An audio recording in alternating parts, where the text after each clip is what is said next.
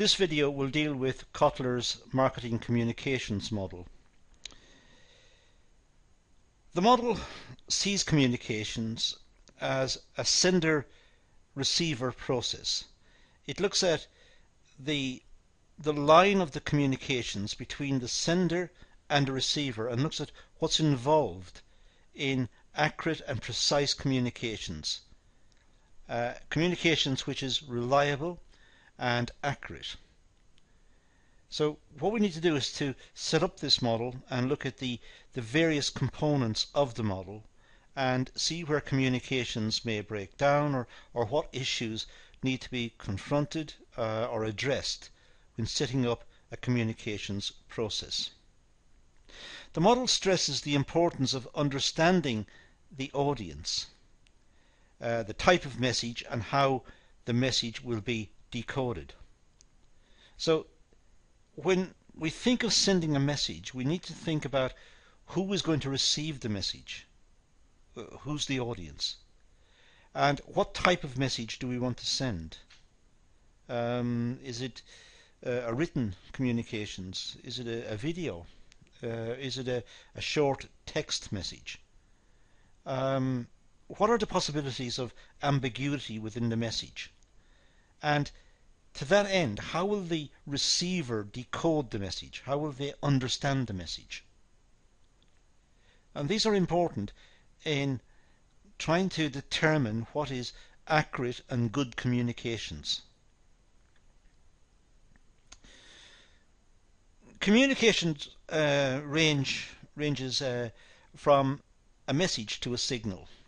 Communications can be anything which simply passes information, passes what the sender wants to send from there to the receiver, and it has to be understood by the receiver.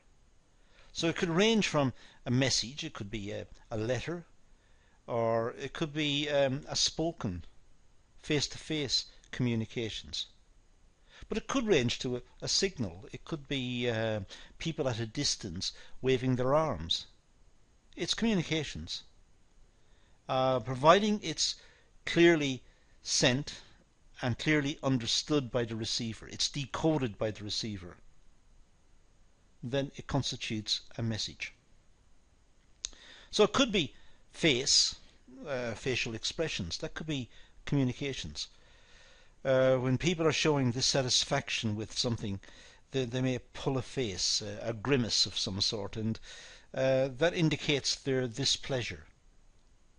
It could be hand gestures. It could be people waving their hands in a particular way, indicating that they don't want, or they want. Please give. Hand gestures. That's a communication signal.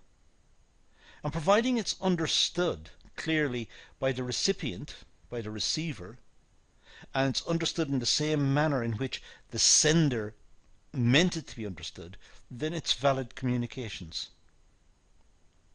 So body language is important. The problem with body language is it varies according to culture. In some cultures, body language can mean something and something positive. In another culture, it could be quite negative. So using body language for a form of communications is difficult, particularly if different cultures are involved.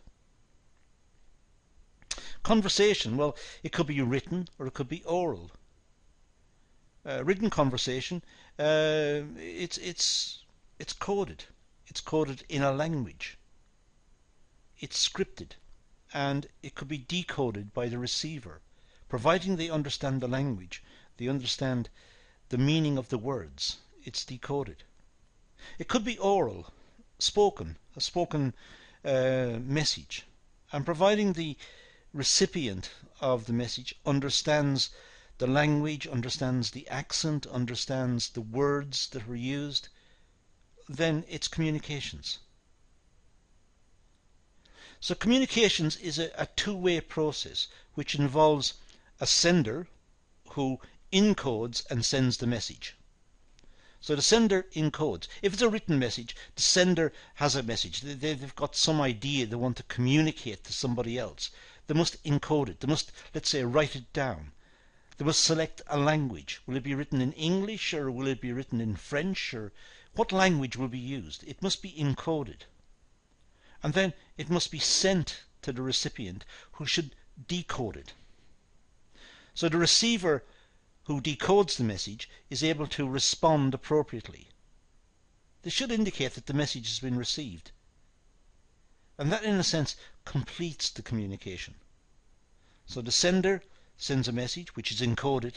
It's encoded in a language, in words. It could be encoded in some sort of secret symbols. It could be. It's still a message, providing the recipient can decode it, and then they should respond to say that they've received the message. Communication is only effective if appropriate media and channels of communication are used to convey the message. When we send a message, the message needs to go from the sender to the receiver. It needs to use some channel of communications. It needs to get there. So how the message will be communicated, that's the media. Will it be oral, or written, or visual? It could be electronic. It could use the internet. But the message has to be communicated. And the channels of communication is the delivery of the medium. It could be face-to-face, or telephone, letter, email. It could be a fax, a facsimile, which uses a telephone system without, in a sense, without computers. It could be a conference, or it could be a meeting. So there's a message, and it needs to be imparted. It needs to be put across to the recipient, and to do that there must be a channel of communications. The model of communication can also be expressed as a cycle. For a start, we have the sender of the message. The sender of the message encodes it. They use, perhaps they could use body language, providing it's understood what they're doing, if they're pulling a face, if they're approving or disapproving. It's encoded. It could be written. It could be a written message, in which case the language has to be clear, and the writing itself has to be clear. There should be no ambiguity in the message. It has to be properly encoded. And then it has to go through some medium. It has to pass from the sender to the recipient, to the receiver. So it has to go through some medium. And it has to be decoded before it's intelligible to the receiver. So it must be decoded at that stage. And then the receiver has got the message. So it could be decoded by the receiver, or it could be decoded by a machine, or by an interpreter, and then it's passed to the receiver. There may be feedback within this loop. The receiver may go back to the sender for clarity. They want some points explained or refined. So the receiver may go back to the sender, and the sender may further reinforce the message by sending a second message which amplifies some of the points, or puts emphasis on certain points, or indicates what in particular is important about the original message. But the second message or the subsequent messages may be the product out of the feedback they receive from the receiver. The receiver is confused perhaps by the message. They don't understand exactly what's required, so they seek clarification, which may lead to subsequent messages. Of course, within this there are interferences. Within the communications channel there may be interferences. It can be all sorts. It could be confusions about the meaning of words. That's an interference. It's particularly important that if slang terms are being used, that they are clearly understood. In fact, slang terms should be avoided. But if they are used, then it's important that the sender and the receiver have the same understanding of the meaning of those words. If not, it's like an interference. The message is not getting through. It's not getting through because there's misunderstanding. But interference can be all sorts of interference. It could be physical interference, as we'll see later. It could be simply environmental conditions stop the message from getting through. So let's talk about the sender encoder part to start. Let's just focus in on those two. The individual who initiates the message, well, this is the sender and the encoder. The message could be an idea. Somebody's got a good idea about something and they want to turn it into a message. So the sender has an idea. They want to communicate the idea to someone else. That constitutes the message. It could be information that they've got. They've looked at some data, they've refined the data, it's now become information, and they want to make others aware of this information. That could become the message, and the sender or the encoder needs to encode this and dispatch it as a message. It could be an attitude. If it's coming from a company, it could be that the company's policy is changing towards some product or some particular activity. So the attitude of the business is changing. It could be attitudes within society are changing and the sender wants to alert the receiver to this point. That could constitute the message. It could be a need. Sometimes people send a message because they need something. They need medical supplies in an emergency, or they need some calculation performed in business, or they need some raw materials. The sender decides the context and the appropriateness of the message. For example, your relationship with the receiver. Is it informal or is it formal? Well, if it's company to company, let's say, then it's, generally speaking, it's a formal message. If it's one friend to another friend, it could be quite informal. They understand each other, they know each other. They're quite relaxed about the way they speak and the way they are, so it could be quite an informal message. So the message needs to be formal in some circumstances and it could be informal in others. It is the sender's responsibility to use appropriate symbols, gestures, words, visual aids to produce the desired response. It would be wrong, for example, to send a very formal message with a lot of cartoon drawings and off-the-cuff remarks. It's, in business, they would want a formal and precise statement. They don't want time to sit down and read a long document. They want it cut down to bullet points, perhaps. A succinct message, clearly stated. They don't want attachments and cartoons and drawings, and they want a precise message. So it's important that the sender identifies clearly who they're sending the message to and the level of formality that's required. Look at the medium.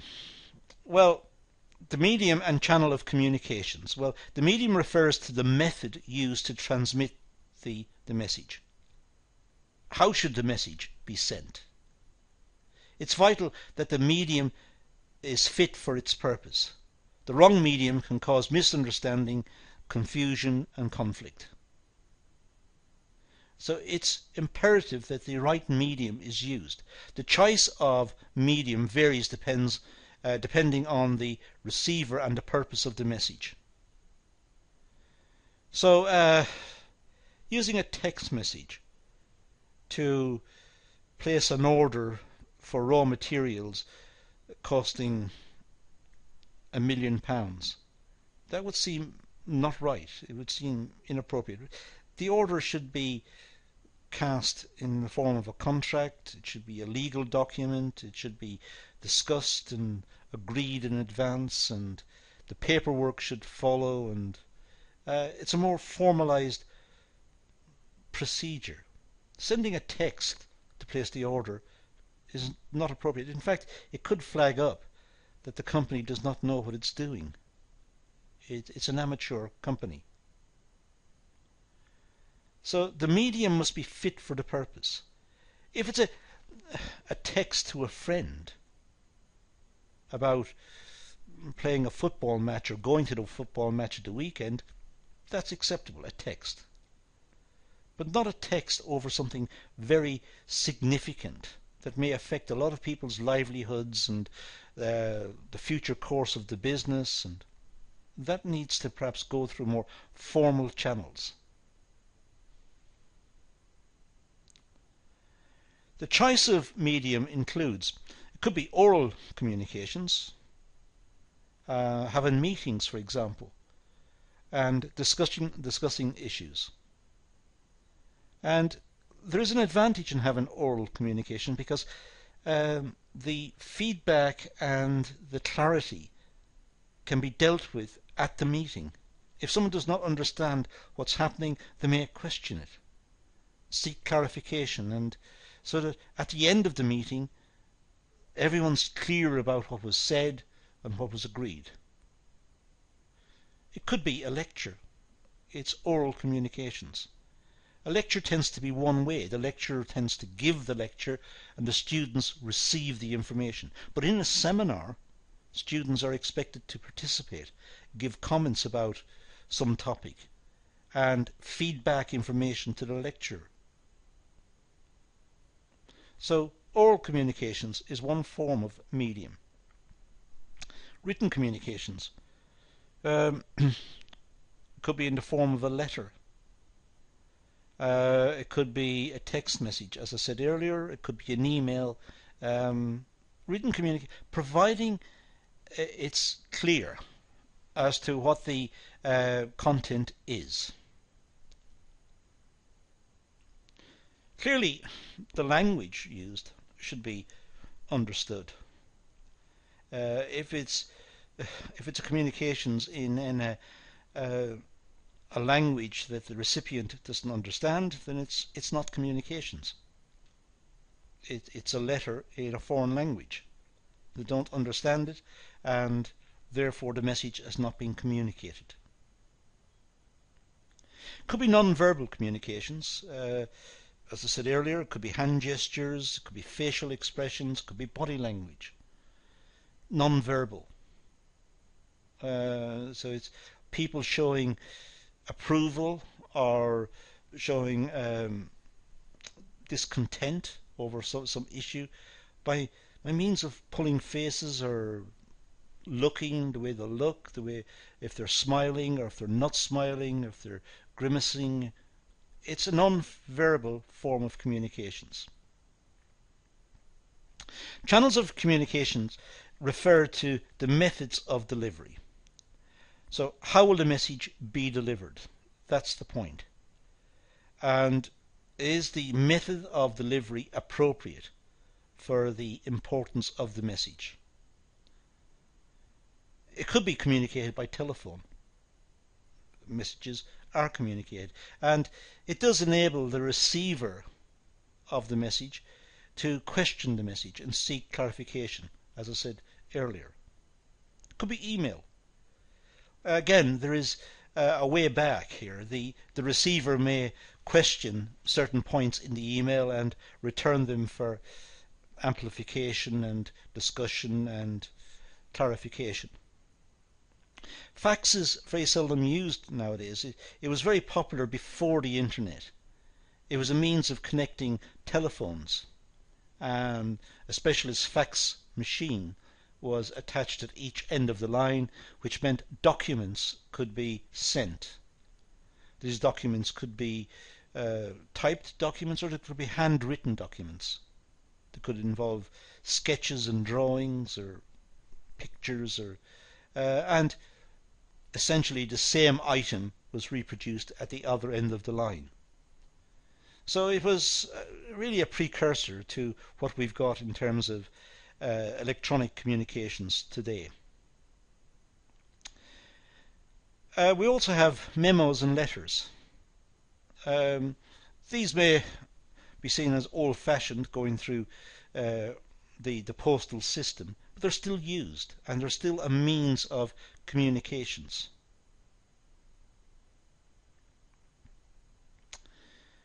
It could be discussions, face-to-face conversation, for example, and that's important. It's important that people are able to meet face-to-face and communicate effectively. Again, it has the advantage of ensuring that the message is clearly understood. There may be an element of frustration when people try to communicate a message that the recipient finds ambiguous. But it's important that it should be clarified, and face-to-face is a good way of doing it. It could be radio or media. Messages can be imparted that way, but generally speaking, it's very difficult for the recipient to question the message or question the precise meaning of the message. So the onus is on the sender to make it absolutely clear the content of the message. Then we've got the decoding and receiver. Well, the receiver's job is to translate and interpret the message. So once the message has got through the channel of communications and it's arrived with the receiver, they need to translate it. They need to interpret the message, to understand the message. The message may be in their native language. It just may be ambiguous to them. What exactly is the wording may be confusing, or it may be a very technical piece of writing that they're not quite sure what is meant by it. But the onus is on them to try and interpret. And once they've interpreted, they should really seek approval from the sender that their interpretation of the message is what was meant.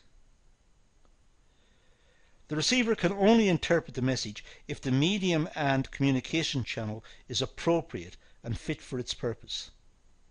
So the receiver will rely not just on the sender sending out a clear message that can be understood, but also the channel of communications that is appropriate and will deliver a message that's not being corrupted or changed in transmission.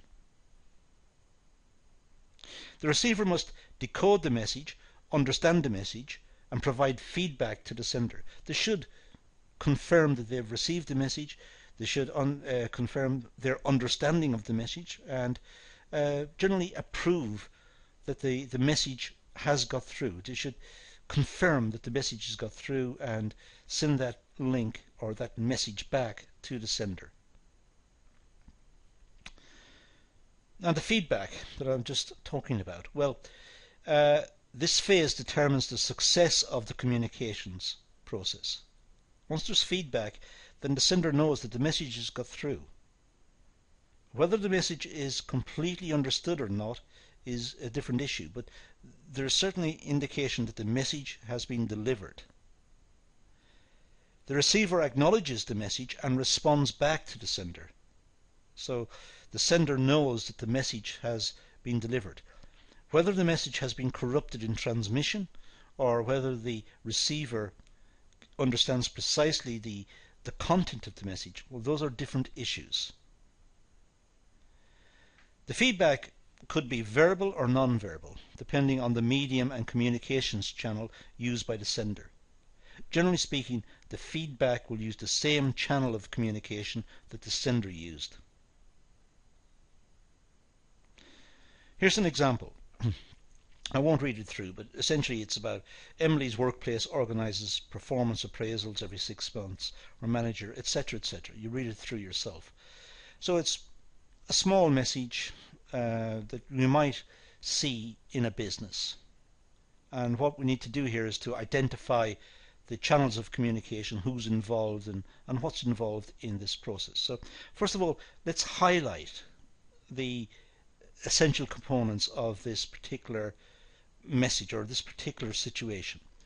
Well, we have manager, email, we've got Emily, we've got emails her manager to confirm. So we've identified certain issues here. Now, if we just indicate what these are, well, Emily's workplace organizes performance appraisals every 6 months. Her manager has sent her an email. So her manager is the sender. Her manager is the one who instigates the communications. So the manager is the sender. Sends an email. That's the medium. Sends it to who? Well, sends it to Emily. Emily is the receiver. And then Emily emails the manager back to confirm. That's the feedback. So we can identify the communications system in this message, in this example. Now, let's look at interferences. Interferences refers to barriers to communications. Quite often, when a sender communicates a message, the complete message, I should say, may not be received by the receiver. Messages sometimes can be corrupted in transmission. Electronically could be corrupted. It can be all sorts of issues can happen to the message. It's been sent, but it doesn't mean that the receiver will get the message as intended. There can be gaps in the communications process which prevents the message being delivered. These are called interferences or noise. So something which is an impediment to the flow of the message could be referred to as interference or noise. There are many factors that may cause communications failure, such as language and cultural barriers. Sometimes cultures may use hand gestures to mean one thing, and a different culture uses the same hand gesture to mean something entirely different. There can be also cultural barriers about the use of words and expressions, and the whole processes of communication may be different in one country to another. There can be external noise. Sometimes messages can't get through because of failure of a system. A computer system might fail, so there's noise in the system. Or the message may be sent, but it may be corrupted because somewhere along the line itself was bad. There could be faulty communications channels. It could be the receiver's personality and attitude. Sometimes messages get through as intended, but the receiver's personality and attitude means that they misunderstand the message. In fact, the message is straightforward, and anyone else within that society will understand it the way that the sender intended. It happens to be the case that that particular receiver has got a particular personality and a particular attitude, which means it's misinterpreted. Possible. Language and culture barriers. Well, the receiver may be of a different culture and may speak a different language. Well, there's one big barrier to communications. Non-verbal communications varies from culture to culture, as I said earlier. What we perceive as acceptable may confuse, misguide, or frustrate, or even insult the receiver. So in our society, it may be perfectly acceptable. In another society, they could see it as some terrible message. The level of education, our social status may hinder with the communications process. For example, the receiver may be unfamiliar with certain technical terms. So if the sender includes quite a technical document about some scientific issue or some engineering issue or some mathematical issue, the receiver may not understand it. There may be a breakdown in communications caused by the content of the message. The message may be seen as too technical. External noise. Well, most common in face-to-face communications. There's a lot of misunderstanding when people meet face-to-face, particularly people from different cultures. They're not quite sure what the gestures mean. They're not quite sure how their behavior is being interpreted. The way they sit, the way they walk, how they dress, how they speak, the way they eat. There are many issues that may lead to bad communications, misinterpretations of their intent. The level of background noise can affect the way we receive verbal communications as well. This may be just a physical thing. It could be sometimes people, generally speaking, understand each other quite perfectly well. But the level of background of noise, I mean physical noise, may be such that the verbal communications is corrupted or it breaks down. For example, noise of heavy machinery. That could cause people who are talking and there's a lot of noise in the background, they may not clearly understand each other.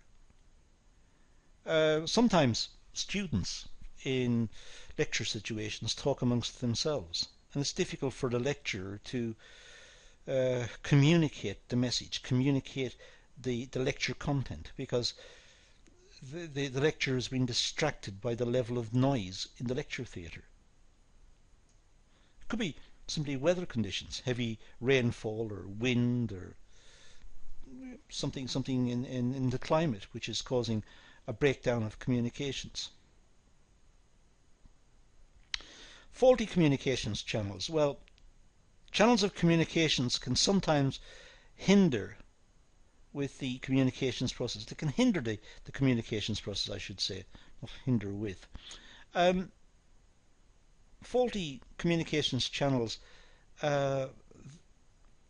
sometimes communications channels are well established, but over a period of time the users become familiar and become lax about their use of that particular channel, and after a while they misinterpret the content because of they don't respect the channel.